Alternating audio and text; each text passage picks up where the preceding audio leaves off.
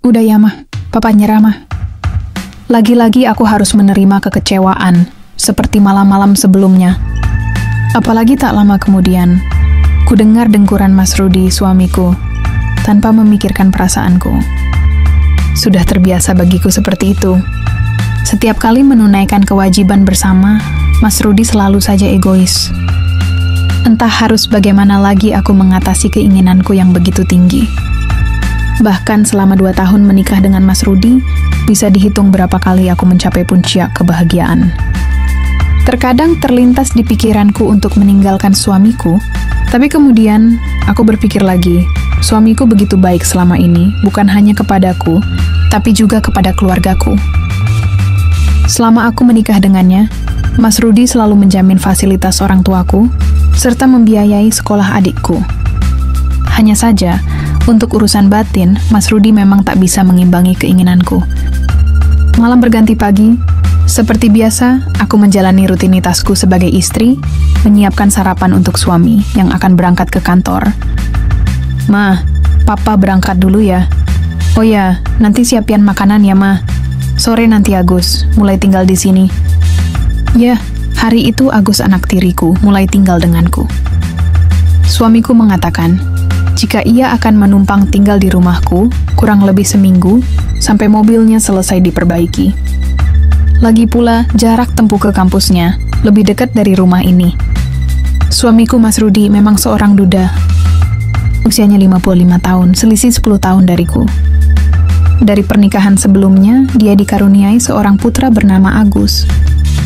Usianya 21 tahun, dan selama ini, ia tinggal bersama kakek neneknya yang berada di kota tetangga. Sementara istri terdahulu Mas Rudi, yang tak lain adalah ibunya Agus, memilih pergi bersama selingkuhannya sejak Agus lulus SMA.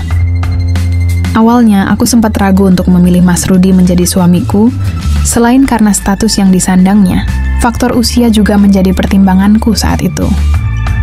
Tapi seiring berjalannya waktu, Mas Rudi mulai menunjukkan tanggung jawabnya padaku, terutama pada keluargaku yang memang mengalami masalah ekonomi.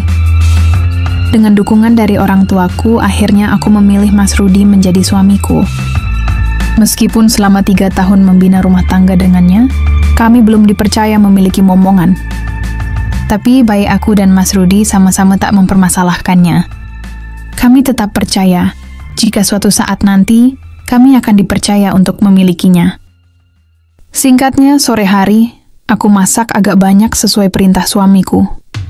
Semua hidangan telah aku siapkan di meja makan, tinggal menunggu Mas Rudi dan Agus yang kemungkinan akan tiba 1 jam kemudian. Dan benar saja, tak sampai 1 jam aku menunggu, terdengar deru mesin mobil tiba di pelataran rumahku. Aku buru-buru menyambut kedatangan suamiku beserta anak tiriku. Gas, apa kabar? Gimana kuliahmu? Baik, Mah. Ya, gitulah, Mah. Mama apa kabar? Tanya Agus kemudian. Mama baik kok, Gus. Begitulah pertemuanku dengan anak tiriku itu. Kami memang jarang bertemu, hanya jika lebaran atau ada acara penting lainnya. Kami juga sangat jarang berbicara, dan mungkin karena hal itulah, kami menjadi canggung saat kembali berjumpa. Singkat kata, setelah sarapan bersama, Agus langsung menuju hamar yang sudah kami sediakan. Begitupun denganku, yang melangkah mengikuti suamiku menuju hamar juga. Mah, Papa kayaknya harus lembur di ruang kerja. Soalnya, banyak berkas-berkas yang Papa bawa ke rumah. Ya sudah, Pak, nggak apa-apa. Tapi, ucap suamiku terjeda. Tapi apa, Pak? Sahutku. Tapi sebelum kerja, boleh nggak, Papa? Ucap suamiku, sambil memberi kode jika ia membutuhkan siraman itu. Dan ya, seperti biasa, 15 menit berlalu, Mas Rudi sudah mengakhiri rapat paripurna itu. Padahal saat itu, aku belum mendapatkan apa yang selama ini kutunggu-tunggu, tapi, ya, apa boleh buat. Papa mandui dulu ya, Ma. Nanti biar langsung ke ruang kerja.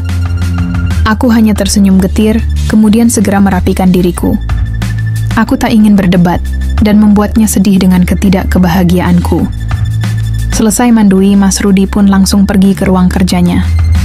Ia seolah mengabaikan aku, yang masih kecewa dengan sikapnya itu. Aku lantas mengambil ponsel, memeriksa beberapa aplikasi sosial media, sampai tanpa terasa aku terlelap saat itu. Malam pun kian sunyi, aku terlelap hingga hanyut akan mimpi-mimpiku.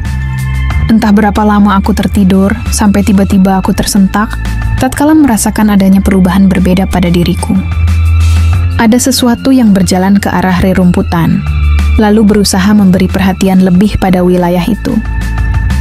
Aku mencoba membuka mata, tapi semua gelap, karena lampu hamar rupanya sudah dipadamkan. Bukannya panik, aku malah senyum-senyum sendiri, karena mengira jika hal itu pastilah ulah Mas Rudi. Tumben ingin lagi. Tapi kenapa lampunya dipadamkan? Gumamku dalam hati.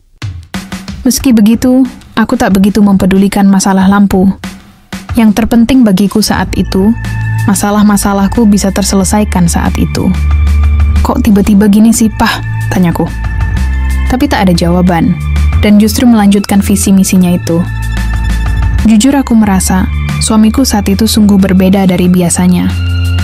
Yang biasanya hanya 1, 2, 3 hore, saat itu justru sebaliknya. Bahkan solusi serta sarannya saat itu benar-benar membuatku merasa seperti pengantuin baru. Sampai pada saat aku tiba di pangkalan udara lebih dulu, suamiku masih tetap melanjutkan saran dan solusinya itu. Entah jam berapa rapat paripurna itu berakhir, karena selanjutnya, aku justru terlelap, dengan perasaan bahagia tiada tara saat itu. Pagi harinya, sinar mentari mulai nampak di ufuk timur. Rasanya aku enggan beranjak dari hamarku, tapi ketika teringat, aku harus menyiapkan sarapan untuk Mas Rudi dan juga Agus. Akhirnya aku beranjak saat itu. Kulihat Mas Rudi sudah duduk rapi di meja makan, tapi herannya, kenapa dia tak membangunkan aku pagi tadi? Padahal biasanya, ia tak pernah lupa dengan kebiasaannya itu. Loh, Papa kok nggak bangunin Mamah tadi? Tanyaku heran. Mas Rudi menoleh. Iya mah, maafin Papa ya. Semalam Papa ketiduran di ruang kerja. Dek, jantungku seolah berhenti berdetak. Kalau Mas Rudi ketiduran di ruang kerja, terus siapa semalam yang, gumamku. Aku duduk terdiam di meja makan. Ingatanku kembali pada peristiwa semalam. Lalu semalam itu siapa? Apa itu mimpi? Tapi kenapa seperti nyata? Gumamku lagi. Mak, kok bengong? Ujar Mas Rudi membuyarkan lamunanku. Enggak kok, Pah. Bentar ya, Mama siapin sarapannya. Kataku sambil beranjak. Aku tidak mungkin menanyakan kejanggalan itu pada Mas Rudi, karena pastinya ia akan menganggap hal itu sekedar mimpi. Setelah masakan tersaji, aku dan Mas Rudi pun bersiap untuk sarapan. Sambil makan, kami kembali ngobrol seperti biasa, sampai tiba-tiba pandanganku teralihkan pada Agus yang baru saja keluar dari hamar mandui, tak jauh dari kami. Nampak anak itu melangkah dengan rambut basahnya. Sepertinya dia baru saja keramuas, karena aroma shamponya juga kentara. Lagi-lagi ingatanku kembali pada peristiwa semalam. Apa jangan-jangan semalam itu? Aku menggeleng, mana mungkin, gumamku. Sampai kira-kira beberapa menit kemudian, Agus melangkah dari hamarnya dan bergabung dengan kami di meja makan. Kes, nanti sore Papa nggak bisa pulang. Nanti kamu pulangnya ikut taksi saja ya. Papa banyak kerjaan kayaknya sih. Pulang malam. Suamiku memulai obrolan. Iya Pah, nggak apa-apa. Lagi pula hari ini Agus kuliahnya cuma sebentar kok. Timpal Agus.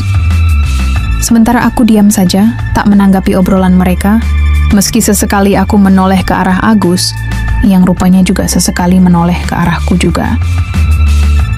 Sore harinya, tak terasa aku berkutat dengan pekerjaan rumah, dari bersih-bersih hingga mencuci baju dan merapikan tanaman.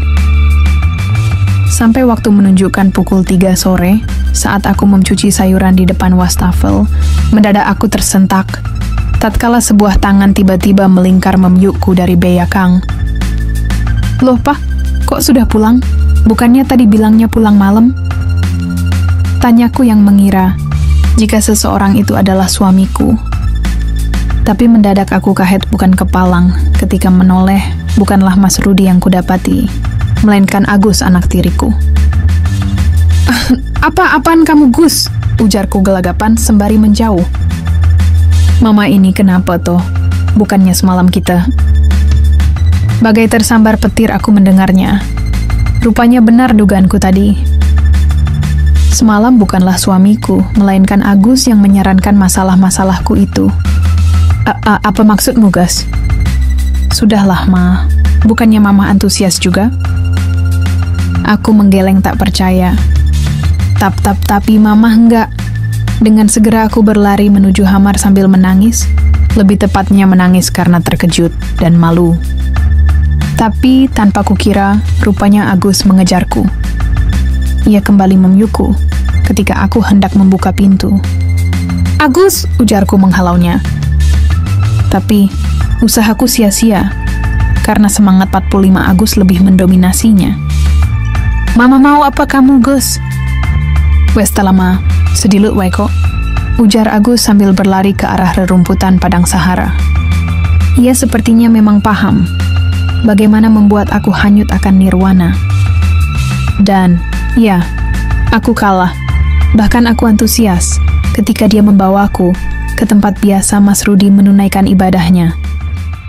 Jujur kuakui, Agus memang lebih tekun dan kreatif dari Mas Rudi. Dia memiliki kelebihan yang sudah lama ku cari dan tak ku dapatkan selama ini. Dan semenjak hari itu, hidupku seolah berubah drastis. Hal itu karena adanya Agus di rumahku. Bahkan sejak itu, baik aku dan Agus tak jarang mencari waktu untuk sekedar menyelesaikan urusan negara itu. Agus juga sudah mengerti tentang alasanku dan juga masalah dalam rumah tanggaku. Dan dia pun memaklumi dan berjanji akan memberikan yang terbaik untukku. Aku jahat. Ya, aku memang jahat. Tapi, mata hatiku seolah sudah dibutakan oleh sikap anak tiriku itu. Gus, kalau nanti papamu tahu masalah ini, gimana? Tanyaku suatu ketika saat kami ngobrol di ruang tamu. Agus akan jelaskan semua ke papa, mah. Kalau Agus sayang sama mama, sahutnya. Mendengar hal itu, justru membuatku semakin berbunga-bunga dan mustahil untuk mengakhirinya. Singkatnya, seminggu kemudian, pihak bengkel mengabarkan kami jika mobil Agus sudah selesai diperbaiki. Itu artinya, Agus akan pulang ke rumah kakek neneknya. Gas, hari ini kamu pulang? Suamiku memulai obrolan ketika kami sedang sarapan pagi bersama. Agus mengangguk. Ya sudah, kalau begitu, kamu tunggu mobilmu datang ya. Papa mau ke kantor dulu. Setelah suamiku berpamitan, kini di rumah hanya ada aku dan anak tiriku itu. Kami masih berdiam diri di meja makan, dan sama-sama enggan untuk beranjak pergi.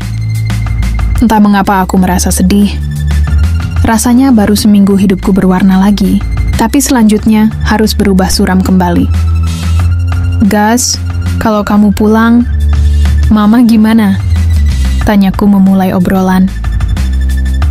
Gimana apanya, Mah? Agus kan masih bisa kesini. Lagi pula, rumah kakek kan gak jauh dari rumah ini, sahutnya. Kamu janji ya, Gus? Nanti sering-sering kesini. Agus lantas beranjak dari kursi, lalu melangkah ke arahku. Sejenak ia mendekat lalu berkata, Agus janji, Mah. Lagi pula, mana mungkin Agus bisa lama-lama jauh dari Mama, tapi Mah, tapi, apa? Selagi Papa pergi, apa Agus boleh? Ucapnya di dekat telingaku. Aku tersipu, karena tahu pasti arti maksud ucapannya itu. Selanjutnya, ya, pagi itu aku kembali hanyut akan nirwana.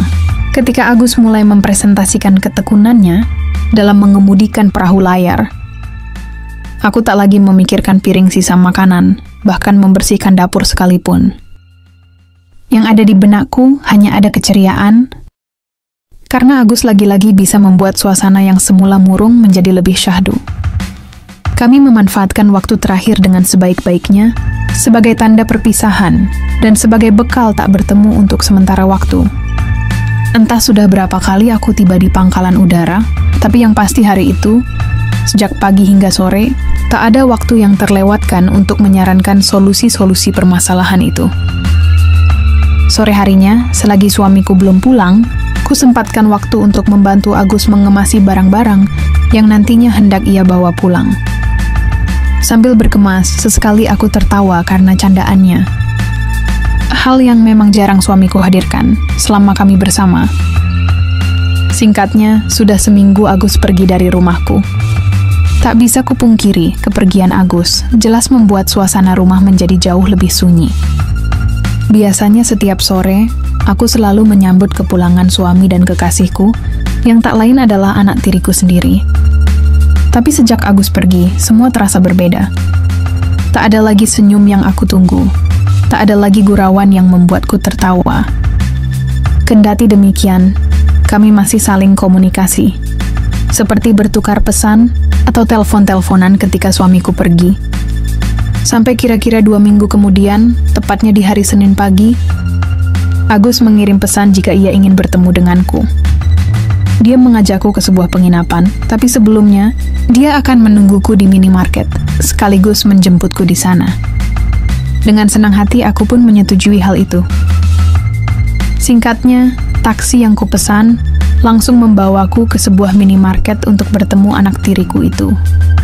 Sesampainya di sana, kami pun membeli beberapa cemilan, lalu segera bergegas hendak menuju penginapan. Tapi, ketika kami hendak menuju mobil yang Agus bawa, secara tak sengaja kami berpapasan dengan Dodit, adik suamiku yang juga hendak berbelanja di sana. "Loh Mbak, sama Agus aja. Mas Rudi mana?" Tanyanya sambil celingak-celinguk mencari keberadaan kakaknya. Iya, Det. Mbak tadi nggak sengaja ketemu Agus di sini, jadi Mbak numpang mobilnya aja. Lagian Mbak sendirian. Mas Rudinya kan lagi kerja. Ya udah ya, Mbak pulang dulu. Sebelum Dodit bertanya lebih jauh, aku buru-buru menuju mobil dan meminta Agus segera melajukannya. Aku sengaja bersikap demikian, karena aku tahu jika Dodit bukanlah pemuda yang mudah percaya begitu saja. Dia pandai membaca situasi dan tak menutup kemungkinan dia akan curiga jika aku tidak buru-buru pergi meninggalkannya. Agus melajukan mobilnya lebih cepat dari biasanya, sampai tak lama kemudian, sampailah kami di depan sebuah penginapan. Setelah menerima kunci dari resepsionis, kami segera melangkah ke ruangan yang telah dipesan. Sesampainya di depan pintu kamar, tanpa membuang waktu, sambutan demi sambutan Agus haturkan saat itu. Seketika itu, aku hanyut akan saran dan solusi yang ia berikan padaku. Agus memang selalu berhasil, bukan hanya masalah hati dan perasaanku, tapi juga angan-angan yang selama ini kuimpikan itu. Defense bernuansa serba putih, seolah menjadi saksi, rapat paripurna itu berlangsung.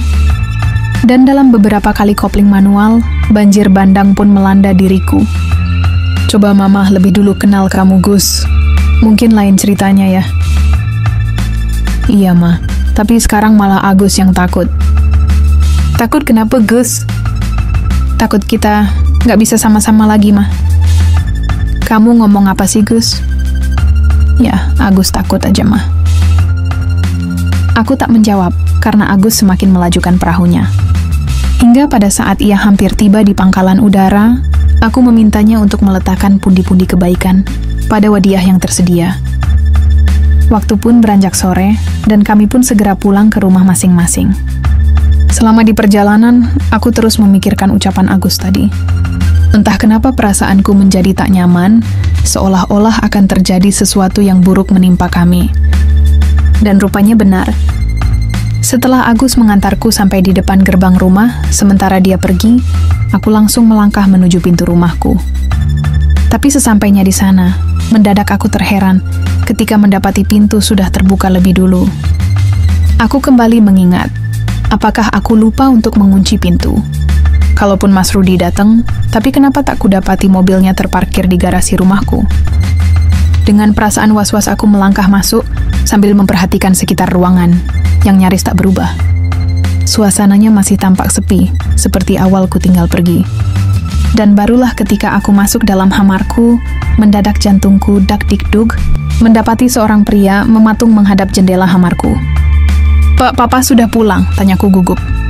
Karena memang tidak biasanya, Mas Rudi pulang awal seperti saat itu. Suamiku tak menjawab, dan hal itu membuatku panik, bahkan pikiranku menerawang, membayangkan jika Mas Rudi sudah mengetahui antara aku dan anak tiriku itu. "Kamu dari mana?" tanyanya tanpa menoleh ke arahku. Belanja, Pa." "Nggak usah bohong, kamu nggak perlu sandiwara lagi." "Mama maksudnya, Pa?" tanyaku heran. Mas Rudi lantas berbalik ke arahku. Dan mungkin hari itu bukanlah menjadi hari keberuntunganku lagi. Mas Rudi mengetahui semua rahasiaku. Bahkan selanjutnya, ia memanggil Agus untuk datang ke rumahku. Saat itu, aku hanya menangis, apalagi ketika Mas Rudi meluapkan kemarahannya. Aku sudah berusaha untuk menjelaskannya. Namun semua percuma sebab pada kenyataannya, Dodit, adik dari Mas Rudi, rupanya diam-diam sudah mengikuti kami, bahkan memberikan beberapa bukti berupa potret di mana aku dan Agus berada di depan penginapan tadi. Mas Rudi benar-benar kecewa. Ia tak bisa lagi memaafkan aku dan putranya. Hingga pada akhirnya, sebuah keputusan menjadi akhir segalanya. Mas Rudi meminta untuk berpisah. Bahkan ia tak lagi akan membiayai kehidupan keluargaku. Ia juga meminta Agus untuk kuliah di luar kota, sementara aku justru dikembalikan ke rumah orang tuaku di desa. Demikianlah kisah yang pernah kualami beberapa tahun silam. Kuakui, kandasnya rumah tanggaku, karena kesalahanku yang tak bisa menahuan keinginan itu. Tapi setidaknya, dari kisahku ini, banyak pelajaran berharga yang kudapat. Bahwasanya, sebagai manusia, hendaknya selalu bersyukur dengan apa yang kita miliki. Karena waktu yang berjalan tentu tak akan pernah terulang. Sedangkan penyesalan pasti akan hadir di kemudian hari. Semoga dengan kisah ini, kita bisa menjadi manusia lebih baik lagi. Assalamualaikum warahmatullahi wabarakatuh.